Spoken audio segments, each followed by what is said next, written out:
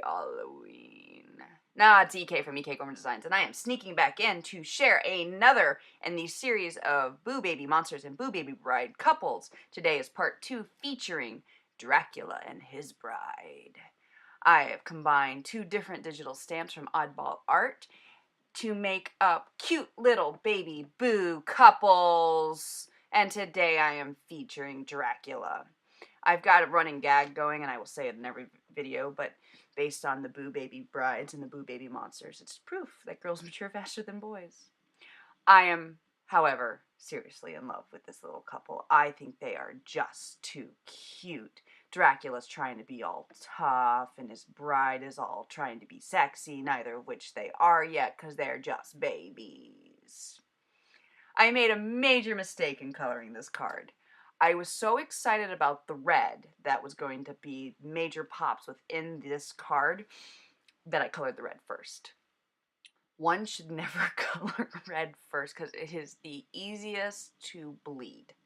And I mean that not with the red itself, but if you take another color up to the red and accidentally touch it into the red zone, your chances of picking up some of that red coloring and smearing it into a lighter color goes up significantly. Traditionally, I try to color things red last because of this bleeding factor. Yeah, didn't do it today. I, however, think I managed to avoid the dreaded red bleeding.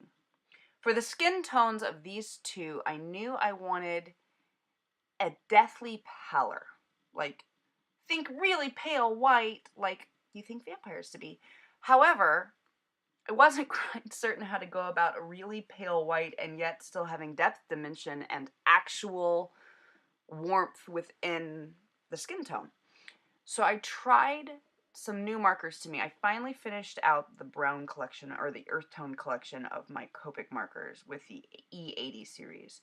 And I thought maybe that E81 and E84 blended with a little bit of BV04 might create some of that deathly pallor I was looking for. And I actually think I got it. I think I was able to convey that pale, ghostly white feel that you want your vampires to have, and yet create some depth and dimension and warmth within their cool skin tones, if that makes sense. I wanted a cool skin tone, but there needed to be some warmth within it. It didn't need to be void of emotion?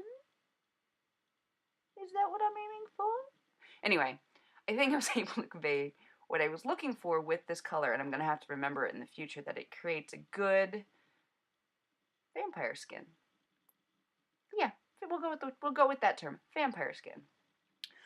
For the costumes of both Dracula and his bride, I knew they were in black gowns, and in fact they both had black hair. But I didn't want the card to become flat using only 3 series, using a red series, a skin tone series, and a black series. So, where if you watched my previous video about Frank and his bride got the cooler colors, and Frank got the warmer colors. I switched it up with this couple, giving Dracula the cooler blacks, making his blacks more of a blue black, and turning the bride into the warmer black zone, making her hair and skin have more red undertones. And I think it was the right decision.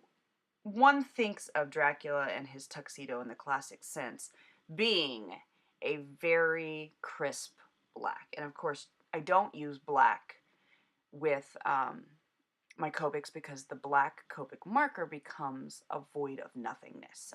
It is so black. It's like, if you want to create a void of nothingness, use that black. If you want to create black, do not use it because it doesn't read as black. It reads as empty space. It doesn't create the depth and dimension that you're actually looking for. So I stick to the C9s. I guess I could try the C10s or the W10s.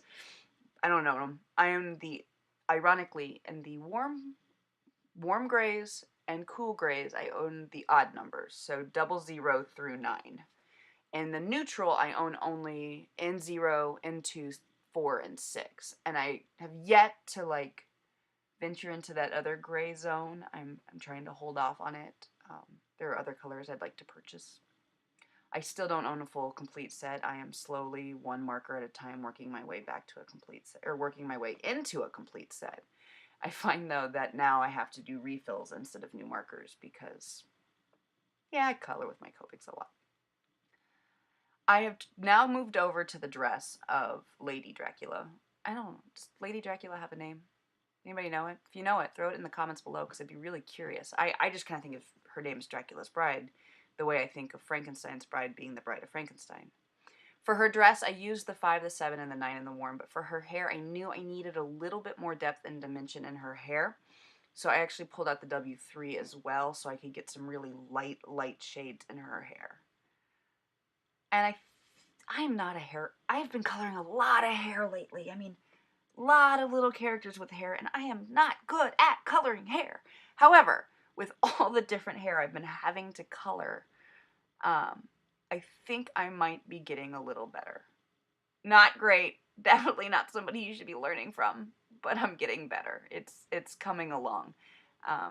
It's hard, and in the being hard, you keep seeing my head come into the frame because I am trying to look as closely as I can to coloring because it's not easy for me. I think Drac's hair actually has the nice shine crease that I was going for.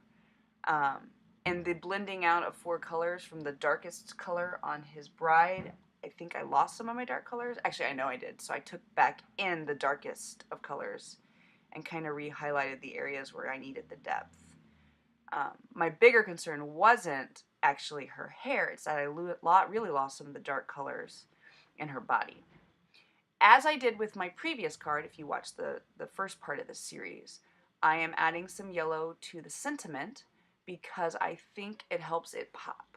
And then I'm just adding some shadowing with my neutrals. I kept these cards all really clean and simple. I don't know. Clean and simple people will tell me I didn't keep them clean and simple because I ended up trimming up the cardstock and adding it to some Halloween themed papers and spewing some sequins all over the card. Thank you for tuning in today to the second part of my Halloween series with Oddball Art's Boo Baby Monsters and Boo Baby Brides. Say that 5 times fast. Tune back in tomorrow to catch the new one. Don't want to miss out on a thing. Hit the dragon to subscribe. And give me a thumbs up because, I've been doing a lot of work lately. Anyway, thanks for watching. Happy crafting.